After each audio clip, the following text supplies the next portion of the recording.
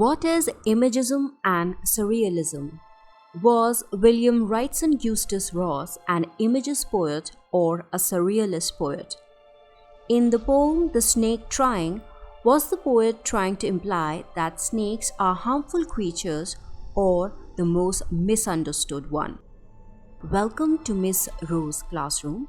Now today we are going to study the poem The Snake Trying, written by William Wrightson Eustace Ross.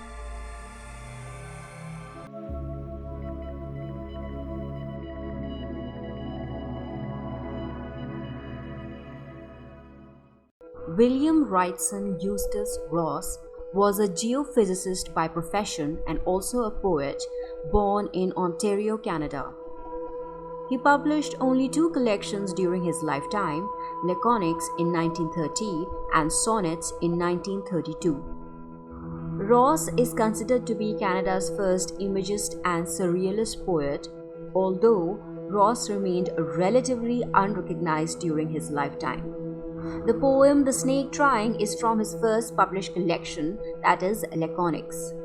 The snake trying to escape the pursuing stick, with sudden curvings of thin long body. How beautiful and graceful are his shapes.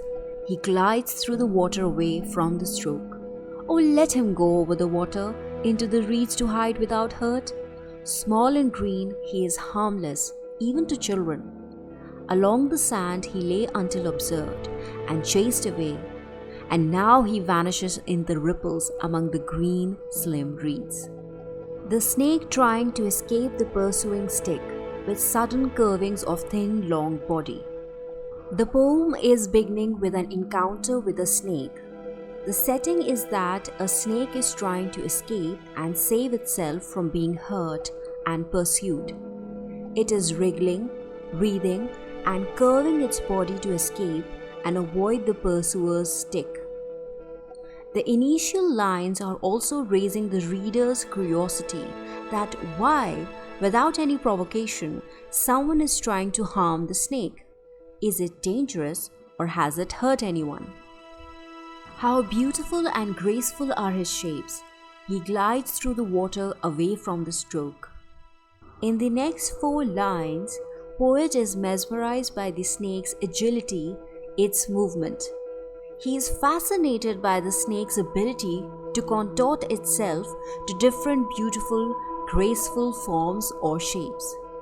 It is implied that the pursuer is still chasing after the snake with a stick, and to save itself from being struck, the snake is gracefully gliding away through the water. Oh, let him go over the water into the reeds to hide without hurt. Small and green, he is harmless even to children. From lines 8 to 11, the poet is entreating, imploring, and requesting the implied pursuer to let the snake leave unhurt. The snake hasn't harmed anyone, so let it peacefully move away to the reeds where it can hide from the human eyes. Further, the poet is describing that the snake is small and green. Suggestion over here is that the snake is non-threatening not only to adults but to children as well. Along the sand he lay until observed and chased away, and now he vanishes in the ripples among the green, slim reeds. In lines 12 to 16, the poet is stating that it was not the snake that had disturbed the pursuer, it was the pursuer who had disturbed the snake. It was there all along, laying on the sand peacefully and unobserved, till it was noticed by the pursuer and chased by him with his stick. As the title of the poem is indicating, threatened by the stick, the snake is trying to save itself from being hurt. Finally, the snake finds some peace when it disappears into the green, slim reeds. The last line of the poem is emphasizing on the uncanny similarity between the snake and the green, slim reeds. How? What is the similarity over here? The snake's green, curving, long, rippling form is very convincingly blending with the ripples caused by its body in the green, slim reeds. Hence, the green slim reeds is very efficiently providing the snake a very needed hiding spot and shelter. It is very efficiently providing a camouflage to the snake to hide itself. Let's move to the analysis of this poem. The Snake Trying is a free verse poem. It has no rhyme scheme. William Wrightson Eustace Ross was a surrealist, imagist poet. Let's study what do these terms mean. Surrealism was a literary artistic movement that started during the time of World War. Surrealism focuses on telling a story or conveying a deeper meaning through language and imagery that really isn't connected in a logical sequence.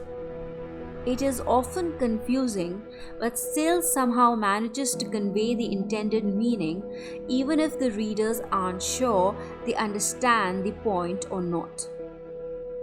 Now let's come to Imagism. Like Surrealism, Imagism too was a movement in the 20th century, though this was solely a literary movement.